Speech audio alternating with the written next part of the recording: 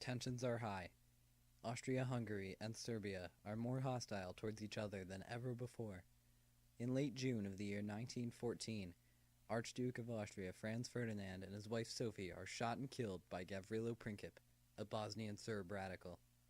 This was the straw that broke the camel's back with regards to the extremely high tension between Austria-Hungary and Serbia. This war on its own could have had relatively low casualties, except for the fact that the majority of the world's most powerful nations were to side with one of these two countries. The war quickly heated, boiled even, as within weeks 5 major European countries had already entered the war and were planning to mobilize troops. The war continued to grow, and as soon as the Germans enacted their plan to attack France through Belgium, Britain was forced to enter the war on grounds of its protection treaty with Belgium. The stage is set for arguably the most disastrous war in human history.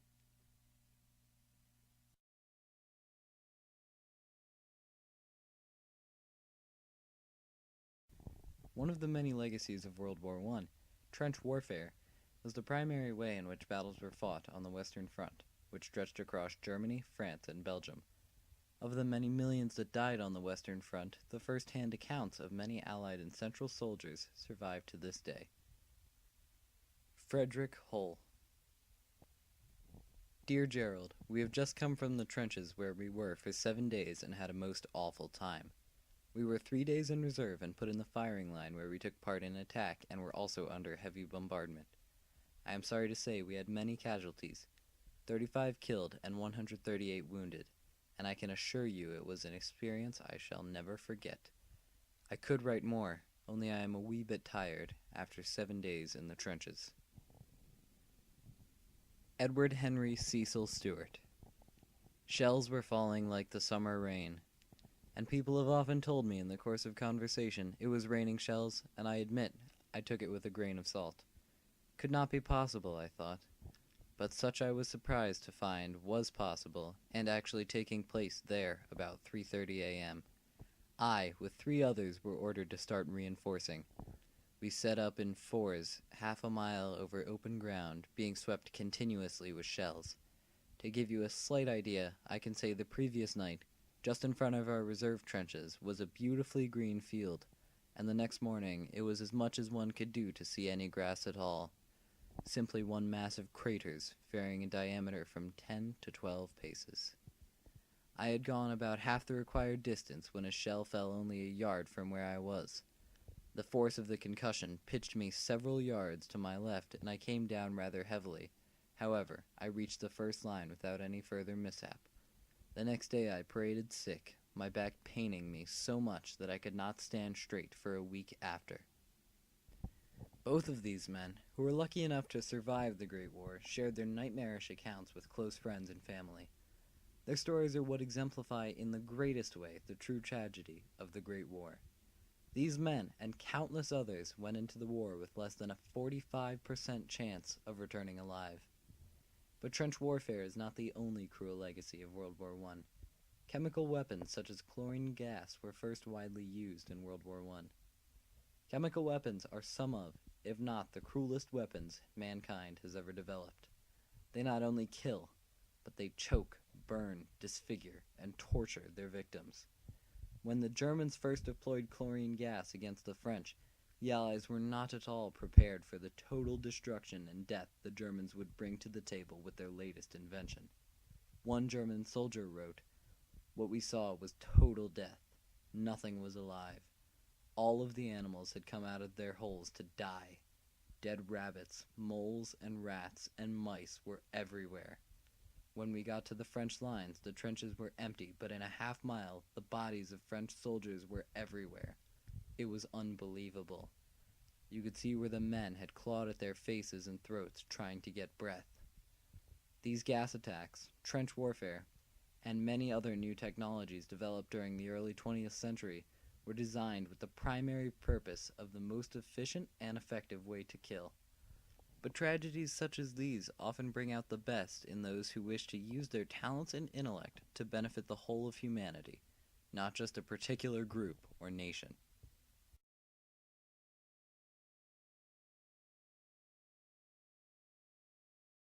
Though World War I is often viewed as the greatest tragedy which ever befell mankind, it gave way to many scientific advancements that benefited humanity for many generations during and after the close of the war.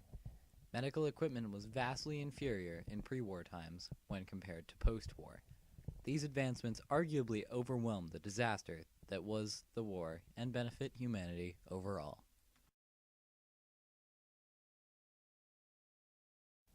The Thomas Splint. Still popular today, the Thomas Splint was first developed in 1865, but it was not widely used until 1917. The original designer, Hugh Owen Thomas, who is considered the father of orthopedics, developed it for treatment of knee conditions like tuberculosis, and later began using it for healing fractures. The simplicity of the Thomas Splint allowed it to be easily and cheaply produced in a time before the assembly line.